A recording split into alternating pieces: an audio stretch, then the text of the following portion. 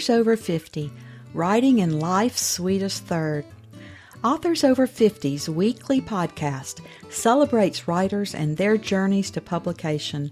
Writing after 50 is a whole story on its own, so let's skip to life's sweetest third and talk with authors about their journey from pen to publish. Welcome, I'm Julia Daily, your host, and I invite you to listen to interviews with writers who've achieved their goal of publishing a book just later in life. We've seen award lists for under 30 or under 40, but I've yet to see lists for those who've achieved a significant milestone of their own, launching a new career and publishing their first book after the age of 50. We will hear about these authors' inspirations, struggles, strategies, and the smell of that first book.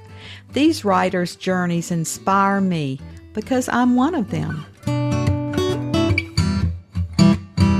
My guest today is an on-air host at voiceamerica.com with her show Dropping In, which has become one of the most listened to podcasts in the personal growth space of identity and discovery of who we are. She's the author of the 2019 award-winning memoir, Fixing the Fates. She's contributed articles about living as an adoptee and questioning identity in over 20 online journals. She holds a BA from Villanova University, a certificate from the Art Institute of Philadelphia, and an MS in mental health counseling from Capella University. Also, she coaches other writers as a book doctor. She splits her time between Florida and Switzerland. What could be better than that? Welcome to Authors Over 50, Diana Dewey. Thank you so much, Julia. Lovely to be here. Well, Diane, the first question we always ask on Authors Over 50 is what took you so long to write your first book? So there's a head scratcher. I mean, sometimes I think we also wonder why it took us so long. But I must say, in my case, it drove my weight. And I say that in that my story, I had to wait for the ending of my story to occur. When I was, I knew all along that I was adopted and I knew nothing about my biological family. I felt like I had a story, but it's kind of like when people think I drove across the country in a station wagon with my best friend and I want to write about it. And then you realize, wait, that's actually not a story because there's not a real arc and not a real closure, barring Thelma and Louise. So I waited until something happened, and that took a long time. In 2002, when I was 47 years old, I was contacted out of the blue by my biological father, and that's what tripped the switch. Then I had some sense of going full circle, and then I thought I could write about it. It took, some processing as well. And as you know, from writing your own story, you could write it again at different points along the way, and you would be just that much more processed. So I pulled that point out of the air. I published in 2019. So yeah, it took me that next decade to actually process what was going on with me and to realize that maybe I actually did have a story finally. You really do. And I want you to tell us more about Fixing the Fates because it's called one part forensic investigation, one part self-discovery. Well, I would say for a long time, the forensic part took to the fore. The forensic part is just trying to find out information, right? Trying to connect the dots. And once this biological father came out of the woodwork, I mean, literally out of nowhere, I got a letter 6 months after my beloved adoptive father passed away. I got my letter from Otto. So that was also something where I thought fate, like the word fate started coming into my head of, am I not fated to be without a father? And so, but the first thing almost, I mean, you don't want to look a gift horse in the mouth and say, okay, all well and good that you're here, Otto, but what I really want to know about is my biological mother. But of course, that was the truth. I felt that, here was a person that could, I could follow the trail of breadcrumbs back to my biological mother. And that search meant the world for me. The self-discovery part, anytime you're faced with a situation where you have to make judgments or, judgment has a terrible connotation now, but I'm sorry, you are making judgments all the time. You have to assess the character of this person who's entered your life. You have to decide, is he for me? Is he a friend or a foe? Or, you don't really know. And I found, I heard Maggie Gyllenhaal speak recently. She just wrote she just directed this film, The Lost Daughter. And, she talks about how there's such a limited range of what women are supposed to think and feel. You're not really supposed to be asking these questions of like, are you my friend? Can I trust you? Are you, you're just supposed to be acquiescent and kind of accepting that this person, well, Julia, I couldn't quite digest all of that. And I started to feel some dissonance, some cognitive dissonance with some of the, let's say, storylines and narratives that he was putting out as to what happened with he and my biological mother. So there was self-discovery on my part. Hey, I'm not exactly a doormat. I'm not that person that just says, wow, great, thank you so much. I think I'd always equated gratitude and love, and those two things started to come apart there. And so I learned a great deal about myself.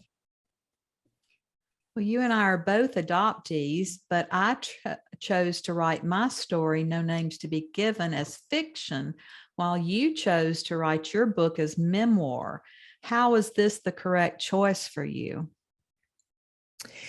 Yeah, I feel as though at that moment, when I was making these choices, the truth that I had attained became such an operative word. It was almost like a verb to truth. I mean, I felt that with all the disinformation in my life for all these decades, your parents are dead, your biological family is gone. I mean, where could they have gone? I mean, that's not feasible. But of course, as a kid or as an adolescent, when I heard these there's a complete outright lies, from my parents, I was, why would they ever say anything that wasn't true?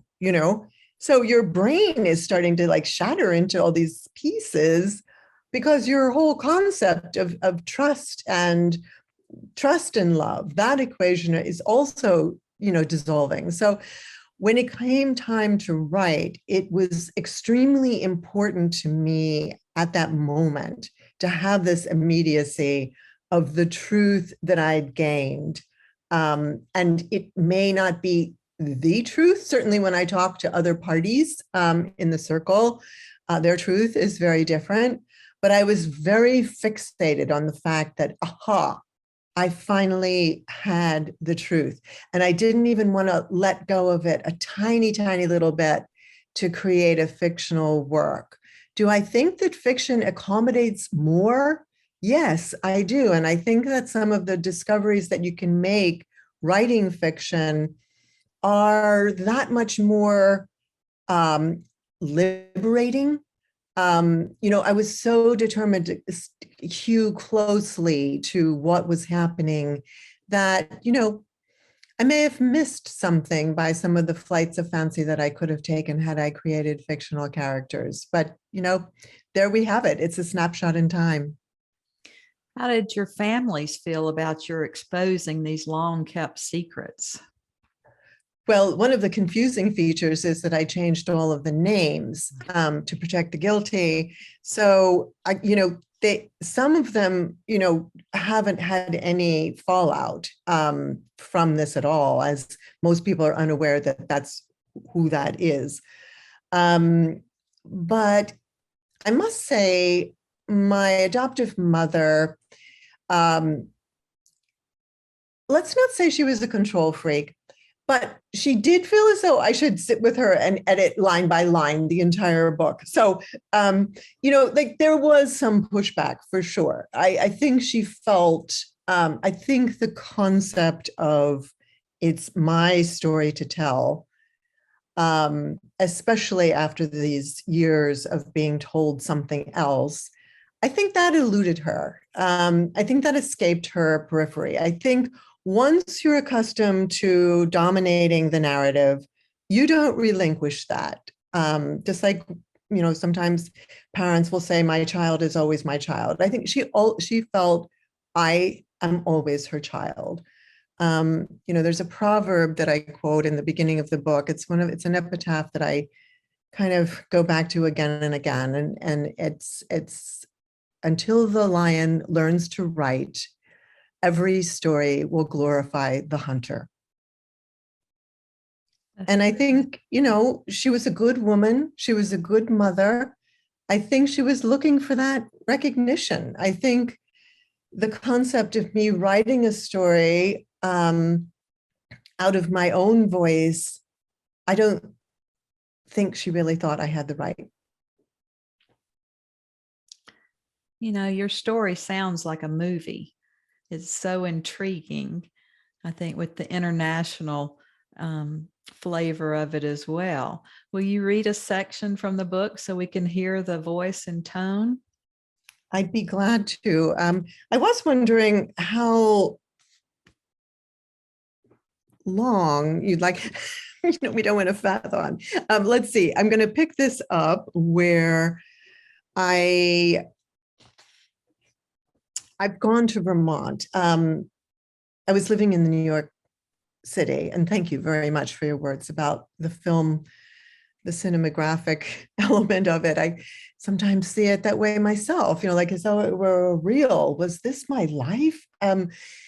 But in any case, one of the things I think that was particularly irritating to my mom was that I had gotten a copy of my birth certificate, well, actually well ahead of when Otto contacted me. And that occurred because my adoptive family was also German. I came from a German orphanage, and that my adoptive family, it was a family member who ran the orphanage, if you can imagine this coincidence, all in the same town as where my biological mother surrendered me. So, and where I was born. But so one of those cousins from my adoptive family came to New York at one point and said to me, hey, don't you get curious about, your roots? Because I could obtain a copy of your birth certificate. Well, my eyes are popping out of my head. This was when I was in my mid-30s, so well a decade before Otto's letter. So it was basically when this cousin sourced this copy of my birth certificate, it was like all I had, right? Like I seized onto this piece of paper. And this passage occurs when I've just gotten it. I've driven in a sort of snowstorm, because in Vermont, what else are you going to be having, in the winter? So I've driven to the post office to go get the certified letter that's come from my cousin. And I'll just try to, I'm trying to think of where to even pick this up. I could even just hop around my biological mother, and yet also experience extreme guilt at this pleasure. There was an aura, like a place card at a table of someone you're about to meet. And then there was Helena's birth date, June 5th, 1935, and no date of death. Thank you, Cosmos. It was a tiny seed of possibility. Tears trickled into my ears, a reminder that I was still alive in this new reality, but then fear set in. Now that I'd seen my birth certificate, Would its clues yield more, or would this be the last? Having my birth certificate was confirmation of belonging to someone whose presence I'd felt but didn't know. The world was suddenly with me. I wanted to shout back to the squawking blackbirds, "Hey, you're not the only ones with the flock."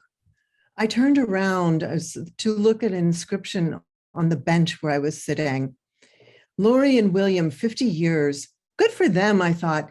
I had spent many a day begrudging others who'd found love. Now it was suddenly right to feel generous. There was a symmetry to this world. Helena and Petra Marion Bachmeyer, mother and daughter. We were bound together on this page. I realized then that perhaps I had not fled New York City so much as come to Vermont for this moment to sit with my birth certificate, a kind of verification that I'd existed before. Since I had no other reason to be here in Stowe other than a minimally thought out plan to get away, maybe other reasons would unfold too. And for me, Helena's name was more than just learning a fact. I had begun to sense her, to hear her, to fathom impressions of her.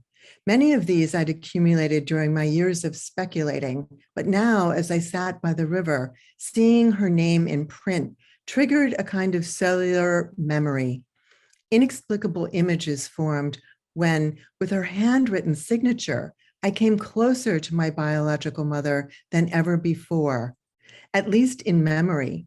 Sensory images seeped in softly and sat like a presence within me. I wanted to remain in that place, but I had to go back. I was due at the gallery where I worked, which was housed in an old wooden farmhouse on Main Street, just past the bakery, where a muffin also called. Throughout that afternoon, I sat at my desk amid the regional landscape paintings and sporting scenes, wearing the same corduroy pants stuffed into boots with an oversized sweater that I had had on since the morning. It was high season, so the skiers would still be out on the slopes getting in their last runs, and there was a luxury in this solitude. I watched as the fine snow sifted through the cracks of the old window panes and came to rest on the sills. I didn't feel alone at all. It's beautiful. It's such a powerful time, I think, in adoptees' lives. I never tire of hearing the discovery of each of our origin stories. I just think it's so powerful. It is. And thank you. That's the work that you do. I think bringing those stories to light they never lose their potency, do they? No. Well, tell us a little bit about your path to publishing. Did you take a traditional path, or did you choose something different? I feel as though, I hold traditional paths as the ideal, as like a star that's shining out there. But I can tell you, Julia, that somehow I'm on some kind of other North Star that is just never traditional. So of course my path was completely serendipitous, I should say. I took a course at the suggestion of my agent. This is a woman that knew I wanted to write this book. It was not yet a manuscript. She said, take the course that Brooke Warner and Nancy, Linda Joy Myers teach, called Write Your Memoir in 6 months. I thought, okay. So it sounded like a physical impossibility. And in fact, I took the course twice. But after I took it the second time and felt like I might have something here, Brooke Warner, who is also the publisher of She Writes Press, acted as my editor. So she does developmental editing. She was an editor with Seal Point Press, for a long, long time before she formed She Writes Press. So Brooke and I then undertake this mammoth editing process of my book, which, as you know, when you're going back and forth in time, is complex, right? You have flashbacks, you have reflection, you're trying to make sense of it all. Brooke helped me, really string that together as some kind of a necklace. And at the end of it, literally on the last day that we were working together, on the last page of the book, we finished the last words, the last sentence. And she said to me, "I'd like to publish this." And I said, yes. I thought I should call someone. There's somebody I should ask, I should shop around. And then I thought to myself, no, I believe in what she does with She Writes Press, this group of female voices that she furthers. She believed in me. And I really feel that energy, when it's there in this supportive way, you can't recreate that. And I just decided to go with it. And that's what I did. So She Writes Press is a hybrid publisher. I brought my agent into the fold. We all joined forces. And I think it was, it takes a village, and it takes a long while for it to actually, come from germination to out in the world. But then there we were. I think it was 3 years to the time I started writing or stopped writing. Anyway, it was a while, but I also feel, maybe if I could just interject this, sometimes as an adoptee, you wonder so much, and you don't want to be that person that's like knocking on doors, are you my mother? Or, you don't want to be in this vulnerable position. And here I was with this manuscript that basically, was so self-divulgent, so soul-bearing. And for Brooke to step up and say, "I'll alleviate that." I was so thankful and so appreciative, and she was the right publisher for me. In any case, it's been a great experience, and I've interviewed many She Writes Press authors in the sisterhood for my podcast. So it's just been a very positive experience. What a testament to your story and to your writing that she would just immediately want to, usually there's a long process to getting your manuscript picked up by a publisher. So that was wonderful for her to see your story and see how powerful that it really is.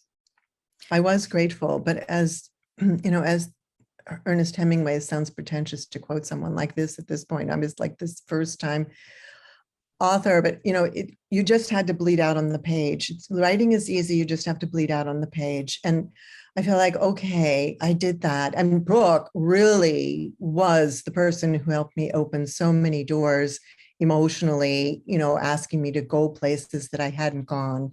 So as you well know, it's psychological therapy as well, to have an editor, talk you through the meaning of what you've written, what you've written, but, what does it really mean? What are you saying here? What are your fears? Go down those roads that you don't want to go down. She made it a better book for sure. Well, this book was so personal to you. Do you have a second book in you? Oh, absolutely.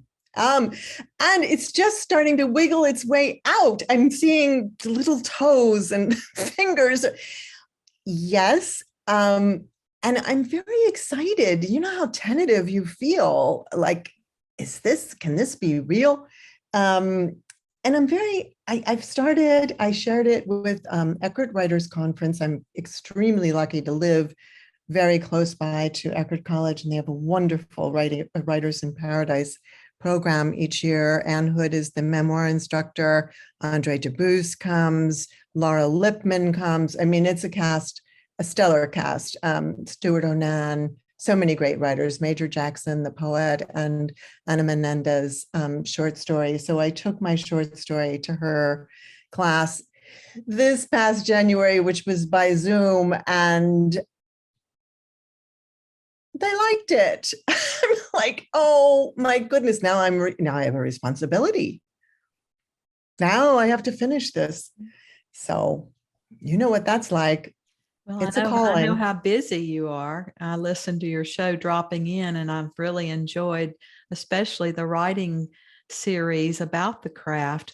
What is your writing routine? How do you fit keep all your plates spinning at the same time? Um, Inertia, apparently, once you get them going, they tend to keep going unless you just drop one. I I'm not being really, I appreciate your question. I'm really humbled by the fact that, I do have the opportunities that I do. But, I am going to have to streamline in order for the podcast itself may become less frequent. But it isn't for want of the joy of having read, 120 books in the last couple of years to do the show. But what happens to me is I thought about this question, which you were gracious enough to share beforehand. I wish that I was that person who said, I wake up, I download everything that's in my subconscious before anything happens. I am so not that person, Julia. I feel like I am a woman, everyone else, and then I get to a point where I'm like, am I my to-do list? No, there is more to life. So what happens is invariably I circle back. Now, bearing in mind, all throughout the day, I'm making notes in my notes app because they can be transferred to a manuscript. So little snippets are coming to me. I have to stop the bike ride. I have to stop the car on the way to erranding. And, I'm not begrudging my life at all. I have a wonderfully rich and full life. And I think that some of that kinetics of even walking and doing and traveling and all of it, I think it contributes somehow because stasis is hard to make your mind work in, right? If you're moving, some extra energy takes place. So I do to keep my notes going. I don't write first thing in the morning. I tend to, take notes in the morning, but then I get started with my day. I enjoy the other things I do with the podcast, with the coaching. I love that work. I feel very much like it's part of what I'm meant to be doing here on this planet. And now, but then I do get to that point where, the little voice is saying, hey, wait, what about me? And it's the manuscript. So I do come back to it. And the other thing that I find, so usually there's some late afternoon time I find mercifully quiet in my house. And this would be the time when children were napping. There's no children here right now, but it's somehow a time when the burst of activity has now gone down to a simmer, and the light changes, it gets a little more golden, and anyway, that's when I write.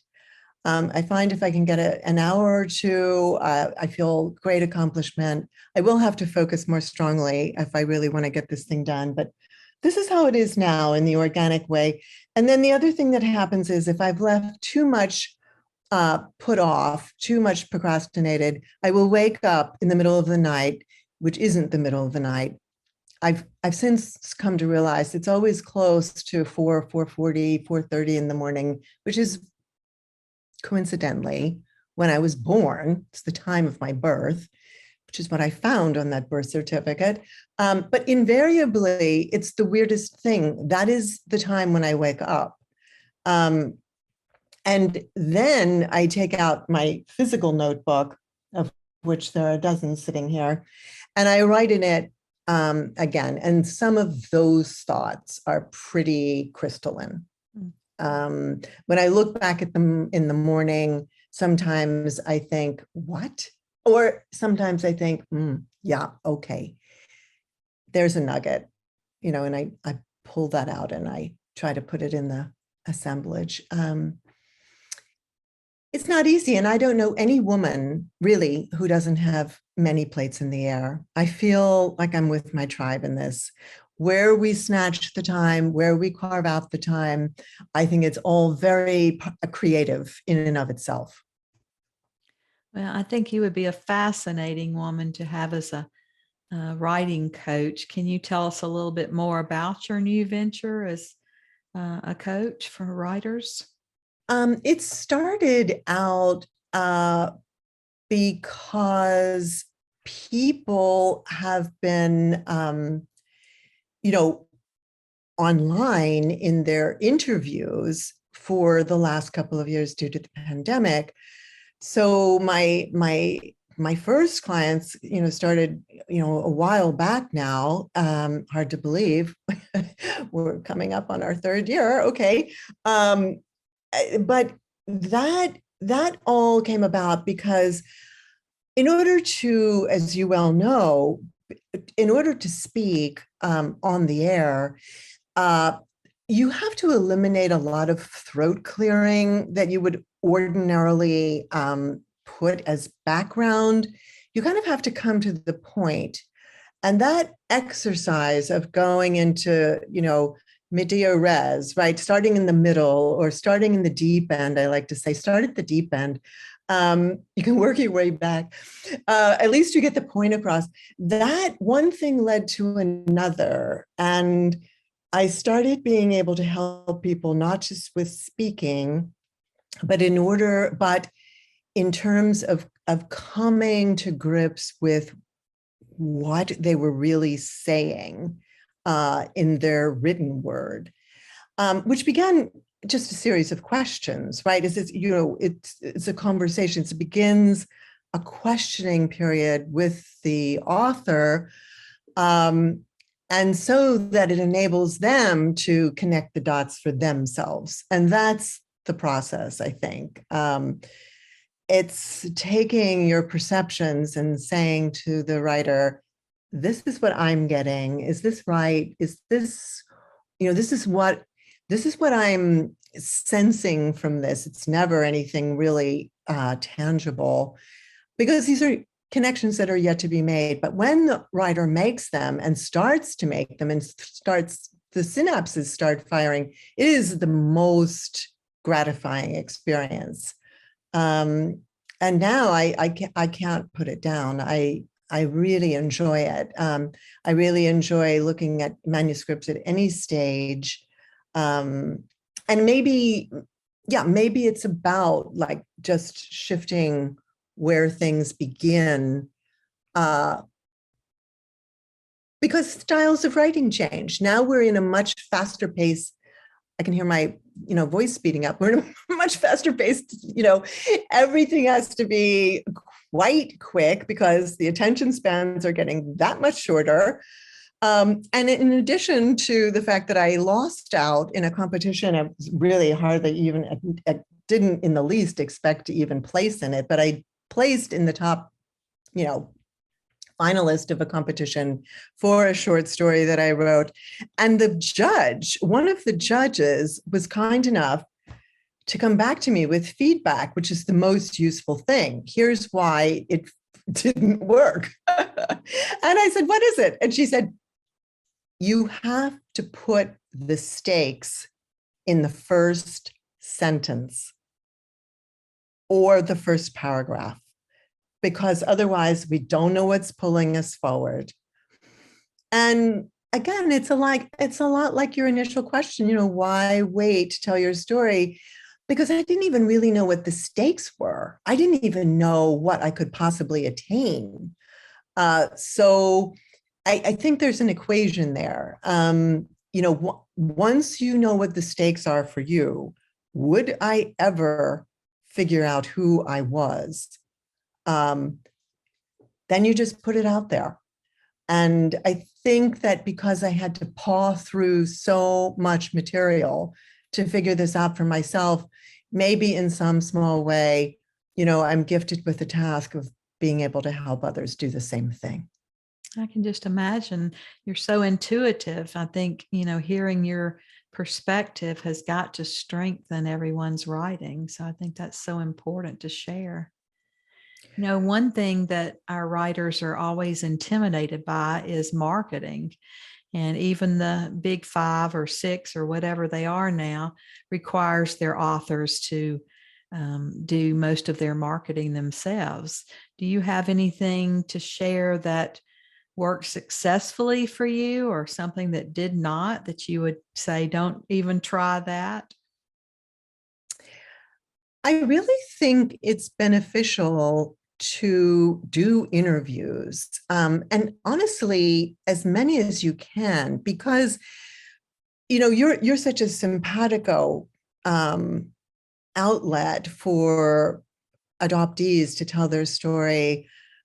There's also, different perspectives. There's the perspective of an expat community, or being an alien in your country, or the question of home, or where is home? Are you carrying that within you?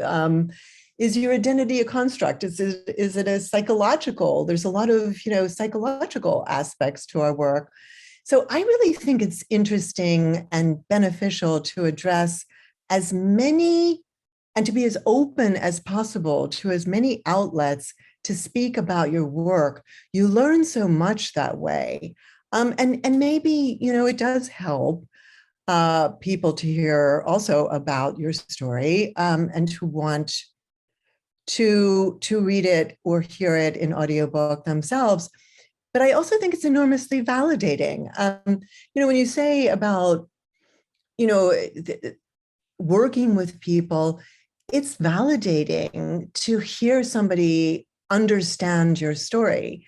So even if it's conversationally, like we're doing, and just me hearing you appreciate, where I'm coming from, it's validating. It's one more spin on the wheel that keeps all of this energy going around and around to be able to keep creating. And I really would urge people, you can say, I can't do that. That's a magazine on fishing. Well, you you might be surprised, or you just it's maybe not the most apt example, but be open, speak to as many people as you can. Of course, I'm biased in this, but as far as anything that like didn't work, since it's hard to measure, I would say everything kind of inches the ball down the field. And I think that there are very few things. In-person events obviously are wonderful. I've enjoyed doing them. I did very few before, we were kind of shut down. I just think that even if you, as an author, start your own podcast, if you start talking about a subject that's become near and dear to you, like I've seen authors grow in such directions from writing their books, it's almost like a springboard into something else. And they just keep talking about the subject that's become a passion, realized made them unique because they were over 50 and started dating again, or, whatever unique quality they had, that becomes, makes them completely appealing. I just believe in communicating. And I think that this communication that we're opening up into this wider lens of more voices is just so welcome in our world. And everyone has a worthwhile message. Well, our authors over 50 are certainly a unique set for those of us who have waited so long to write our first book. Would you have any final piece of advice for authors over 50? Well, this morning I'm going to try to get through this. I probably won't get through this without. This morning I received news that a friend of mine passed away. It was not unexpected. Do it now. Don't wait until the time is right, or you're prepared, or you think you have enough. Try it. Let intuition be your guide as to what you're able to say, and let somebody else pull you the rest of the way. Let someone else help you through the process. None of us is in a perfect state of preparation, but people can draw out of us or provide us with the skills or with that acumen that we lack, and just fill in on balance what we need. Yes, maybe we do need more of something, but the minute you start putting it out there, those guides, will come. It's very right. It sounds very spiritual and metaphysical, doesn't it? But it is really true. I just think put down any feelings of inhibitions, humiliation, not enoughness. The conditions are never right. Amen, sister. That's very valuable advice. I always feel such a connection with my fellow adoptees, so I'm just thrilled that you could be with us today, Diane, on Authors Over 50. Thank you so much. I like Amen, sisters, to you, Julia, and to all of them out there. Thank you. Thank you for joining us today. Please look for Authors Over 50 every Thursday when we will have conversations with accomplished debut novelists over the age of 50. Please subscribe and share with a friend. And check out my own publication journey after 50 at www.juliadaily, that's D-A-I-L-Y, like dailynewspaper.com. Until next time, keep reading and writing. And remember, it's never too late to fulfill a dream in life's sweetest third.